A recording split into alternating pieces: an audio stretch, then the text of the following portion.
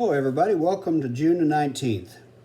Title for today's devotional study is When Worship is Restored and Bold Prayer Strengthens the Church. Oh, how we need that. The scripture readings that we get this from are found in Nehemiah chapters 12 and 13 and Acts chapter 4 verses 23 through 37. Hello, everybody. Welcome again. So glad that you've taken time out of your busy day and spend it here with us together in God's Word. Now, before we begin, let's ask the Lord to guard our hearts from spiritual drift, renew our devotion to worship and prayer, and strengthen us to remain faithful through the power of His Holy Spirit, wonder-working power. Now, in Nehemiah chapter 12, we see that the rebuilt walls of Jerusalem are finally dedicated with joy and worship, thanksgiving and praise. 2 large choirs. I would have loved being a part of this. They're marching upon the walls on the side, singing and celebrating God's faithfulness. The people rejoiced loudly because God had carried them through opposition, hardship, and rebuilding. What once lay in ruins now stands as a testimony of God's restoration. Is your life a living testimony of God's restoration in your life? I hope so. The dedication reminds Israel that worship must remain central in the life of God's people. The priests, Levites, singers, gatekeepers, they're all organized carefully because honoring God required intentional, you've heard me say that word before, devotion and spiritual order. Joy fills the city because the people recognize that God alone sustained them. Yet in Nehemiah 13, after Nehemiah returns from time away, he discovered that compromise has quietly returned. The people begin neglecting God's commands, dishonoring worship, and allowing spiritual corruption back into the community. Well, Nehemiah responds boldly. He confronts the compromise directly and calls the people back to holiness and obedience. Now, these chapters, friends, reveal an important truth. Spiritual victories must be guarded carefully because the heart drifts when devotion becomes careless. That's why I love these daily studies, because it can keep us focused, keep us in His Word, and keep reminding us that we have a faithful God who is faithful to complete the work He began in us. In Acts 4, we see that bold prayer strengthens the church. Peter and John return to the believers after being threatened for preaching about Jesus. But instead of responding with fear, the church gathers together in prayer. They don't pray for comfort or safety. They pray for boldness. Lord, consider their threats and enable your servants to speak your word with great boldness, is what they said.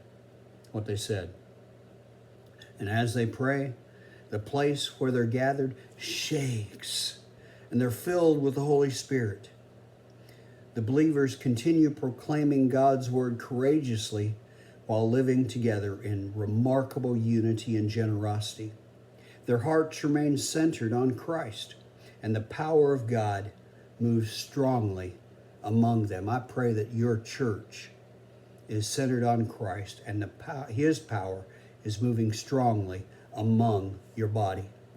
In Nehemiah, God's people must protect worship from compromise and spiritual drift. In Acts, believers are strengthened through united prayer and spirit-filled boldness. Both passages remind us that spiritual strength is sustained when God's people remain devoted in worship, prayer, holiness, and unity. And spiritual strength has to be continually cultivated, friends. Faith can't survive long on yesterday's victories alone. We must continually return, and intentionally, I might say, return to God with surrendered hearts, guarding against compromise while seeking fresh strength through prayer and the Holy Spirit. Nehemiah reveals both the joy of restoration as well as the danger of spiritual complacency.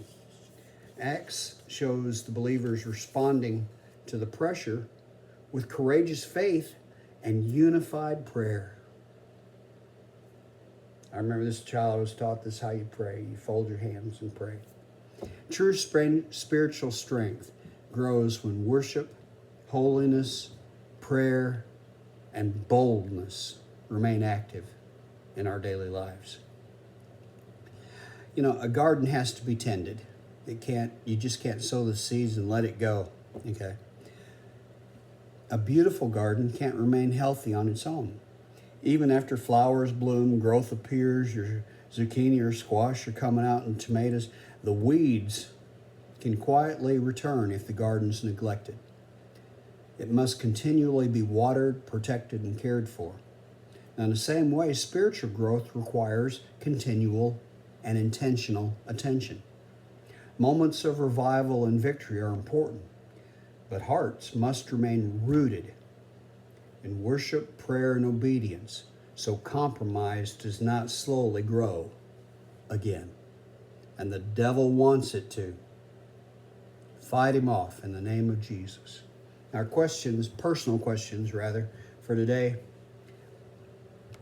Are there areas of spiritual compromise slowly re-entering your life? If you've accepted Christ into your heart as Lord, He will let you know when you're drifting. Are you listening to Him? Is prayer your first response when facing pressure, fear, or opposition? I'm afraid for many people, it's our last resort instead of our first response. How can you remain intentional in worship, obedience, and unity with other believers? How can you? Let's pray. Lord, thank you for your faithfulness in restoring and strengthening your people. Guard my heart from compromise and spiritual drift. Help me remain devoted in worship, prayer, and obedience, even after the seasons of victory, that mountaintop experience. Fill me with boldness through your Holy Spirit so I may stand faithfully for Christ in all seasons, good or bad. Let my life reflect unity, generosity, holiness, and an unwavering devotion to you. I don't want to compromise, God. Teach me to continually seek you with humility and faithfulness each day. Amen. Man, what a prayer. Thank you, Lord. Our worship song today comes from one I truly, dearly love. It's by Chris Tomlin, and it's called Holy Forever. Awesome song. Link to it's found in your notes. And there's a line in there that I want you to use as a guide for your worship today. Hear your people sing, Holy to the King of Kings. And Nehemiah chapters 12 and 13 reminds us that restored worship and spiritual renewal must be guarded faithfully against compromise. It can happen easily.